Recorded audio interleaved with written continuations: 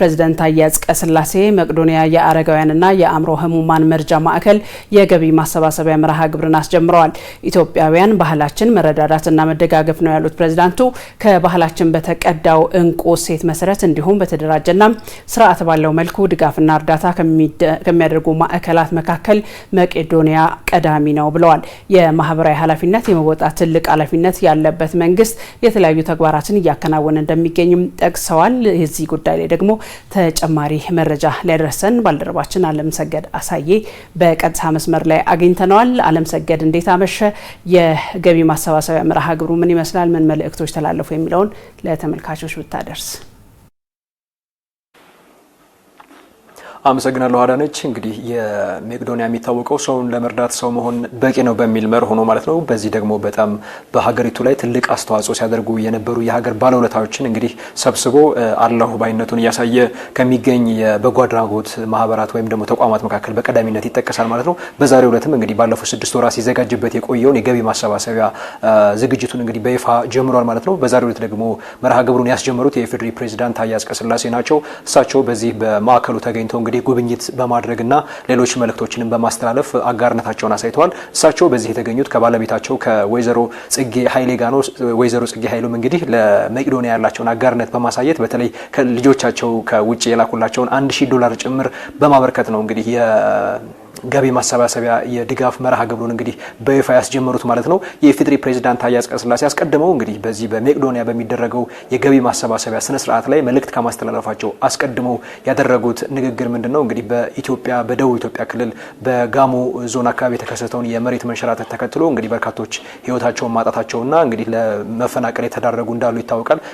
ለነሱም ሀዘናቸውን በመግለጽ እንዲሁም ደግሞ ለወዳጅ ዘመዶቻቸው እንዲሁም ለቤተሰቦቻቸው መጽናናትን በመመኘት ጭምር እንግዲህ ያለው ባይነታቸውን ገልጸው ነው የተጀመረው ማለት ነው። ከዛ ባሻገር እንግዲህ መቄዶንያ እንደሚታወቀው ከ9000 በላይ ለኢትዮጵያ እንግዲህ ውለታ የዋሉ እንዲሁም ደግሞ በተለያዩ ምክንያቶች ለማህበራዊ ጉስቁልና ተጋልጠው የነበሩ ዜጎችን እንግዲህ አቅፎ ህይወታቸውን ማቃናት በሚችልበት አውድ በርካታ ስራዎችን እየሰራ ይገኛል ማለት ነው። እንግዲህ በመላው ኢትዮጵያ ከ56 በላይ ተቋሞች ወይም ደግሞ ቅርንጫፎች አሉት። ለነኛ እንግዲህ በቀን ከ3 ሚሊዮን በላይ ወጪ የሚያወጣ ተቋም ነው። ስለዚህ ይሄ ደግሞ በመላው ኢትዮጵያውያን ርብርብ በተለያዩ የዓለም ሀገራት የሚገኙ ኢትዮጵያውያን ለዚህ ለመቄዶንያ የአእምሮና የአረጋውያን መርጃ ማዕከል እንግዲህ ድጋፋቸውን እንዲያደርጉ በዛሬው ዕለት በቀጥታ ተጀምሯል ማለት ነው። የፌዴሪ ፕሬዝዳንት ካስተላለፏቸው መልእክቶች እንግዲህ አረጋውያንን መደገፍ እንዲሁም ደግሞ ከዚህ ቀደም ለኢትዮጵያ ውለታ የዋሉ ከዚህ ቀደም ኢትዮጵያ ላይ ትልቅ ስራ ሲሰሩ የነበሩ እንግዲህ በተለያዩ የትምህርት ደረጃ በተለያዩ የሙያ ዘርፍ ያሉ ዜጎች እንግዲህ ኢትዮጵያን ሲያገለግሉ ቆይተው ጊዜ በተለያዩ ወቅት እንግዲህ የህይወት ውጣ ውረድ ያላት ነችና እንግዲህ መውደቅ ያጋጥማል።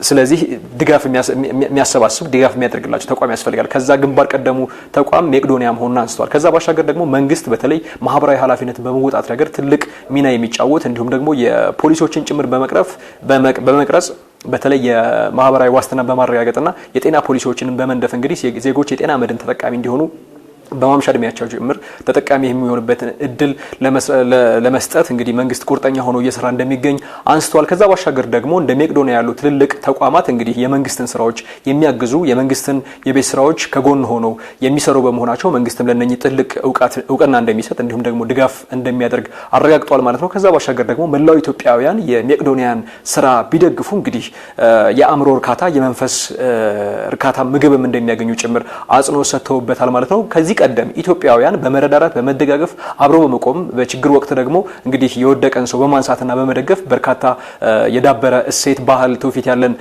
ከመሆናችን ጋር ተያይዞ ያንን አጽንኦት ልንሰጥበት እንደሚገባ እንደገና ደግሞ አጠናክረን አሁንም መቄዶንያ የሚፈልገውን እንድናደርግለት ጥሬን አስተላልፋለሁ ብሏል። በመላው ዓለም የሚገኙ ኢትዮጵያውያንም እንግዲህ ድጋፋቸውን በተለይ በካሽ አፕና በዜል ጭምር እንዲያደርጉ ጥሪ ቀርቧል ማለት ነው። ከዛ ባሻገር ደግሞ የመቄዶንያ መስራች ዶክተር ቢኒያም በለጠም እንግዲህ ምስጋናውን አቅርቧል ማለት ነው። እሱም በተገኘበት ነው የቀጥታ የድጋፍ ማሰባሰቢያ መርሃ ግብሩ የተገናወነው ማለት ነው። ከዛ ባሻገርም የሃይማኖት አባቶች በተለይ ከኢትዮጵያ ኦርቶዶክስ ተዋሕዶ ቤተክርስቲያን ከእስልምና ጠቅላይ ምክር ቤት እንዲሁም ደግሞ ከወንጌላውያን አማኞች የመጡ የሃይማኖት አባቶች ጭምር እንግዲህ በዚህ መርሃ ግብር ላይ ተሳትፈዋል ማለት ነው። እንግዲህ እያንዳንዱ ሃይማኖቶች የሚያስተምሩት አስተምሮ በተለይ የወደቀን መደገፍ እንዲሁም ደግሞ ቀን ዘንበል ያለባቸውን ዜጎች ማገዝ እንግዲህ የእያንዳንዳቸው የሃይማኖቶች እሴት አስተምህሮ ከመሆኑ ጋር ተያይዞ ምእመናንም እንግዲህ ወገኖቻቸውን እንዲደግፉ የነገ ማረፊያቸውንም ጭምር እንዲገነቡላቸው አስተያየትን ሰጥተዋል ማለት ነው። ከዛ ባሻገር ድጋፍ ማድረግ ለሚፈልጉ ለሁሉም ኢትዮጵያውያን በመላው ዓለም ለሚገኙም እንግዲህ በሁሉም የባንኮች አማራጭ ተቀምጦላቸዋል። 7979 የሚል አማራጭ አለ። እንዲሁም በአጭር የጽሁፍ መልእክት ደግሞ 8131 በመጠቀም ዜጎች እንግዲህ ለሜቄዶኒያ የአእምሮና የአረጋውያን መርጃ ማዕከል እንግዲህ ድጋፍ ማድረግ እንደሚገባ ተነስቷል ማለት ነው። በእኔ በኩል ያስኩት መረጃ ይህን ይመስላል። አዳነች።